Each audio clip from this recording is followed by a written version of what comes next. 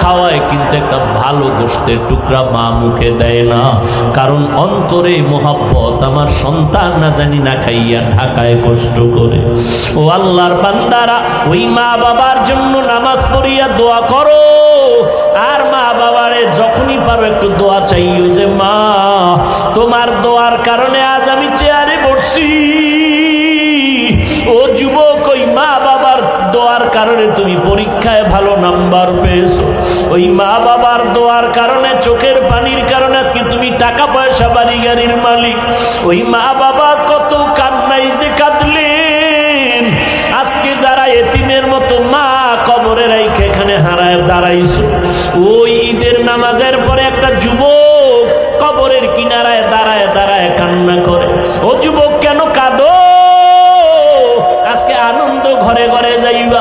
যুবক বলে, আজ আমি বড় এতিম, বড় অসহায়।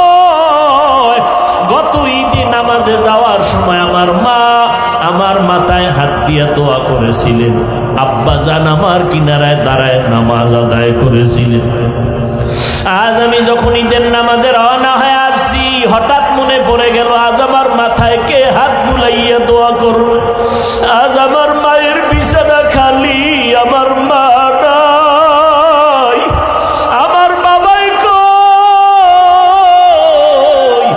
যেই বাবা কত কষ্ট করে করে আমাকে মানুষ বানাইছে, ওই আমার আব্বা আম্মা কত সময় কষ্ট করে মনে চাইতো মা।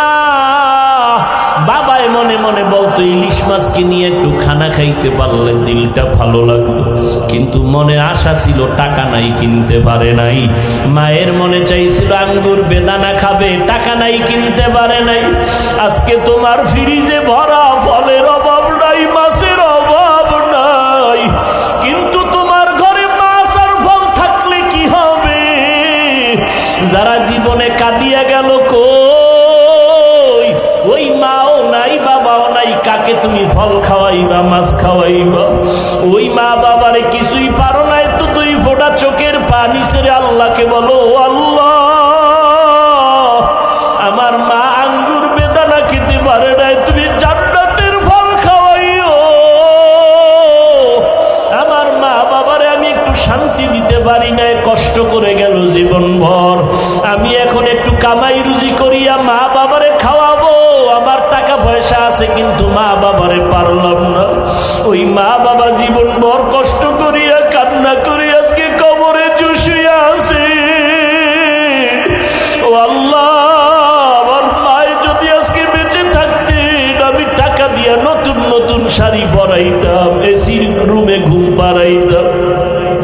আমার বাবারে আমি কত এসিওয়ালা রুম দিয়ে আরাম দিতাম, কিন্তু আমার টাকা আছে, এসি আছে, কিন্তু মা নাই, বাবাও নাই। ও নিষ্ঠুর সন্তানেরা, এত নিষ্ঠুর কেন হইছ? এক ফোঁটা চোখের পানি ছেড়ে আমার মালিকের কান্না করে বলো, ও আল্লাহ আমার মা কবরে, বাবা কবরে, দেওয়ার মতো কিছু নাই, তুমি জান্নাতের বিছানাটা বিছাইয়া দিও। ওই মা বাবারে জান্নাত দাও, ওই মা বাবার বাধ্যগত সন্তান হইয়া দোয়া করার তৌফিক দাও। আজকে স্ত্রীর পেছনে দৌড়াও, টাকা খরচ করো।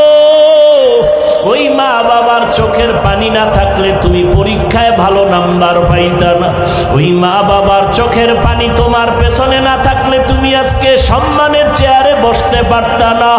ও আল্লাহ, তাকাইয়া দেখেন এই ময়দানে কারা এতিম।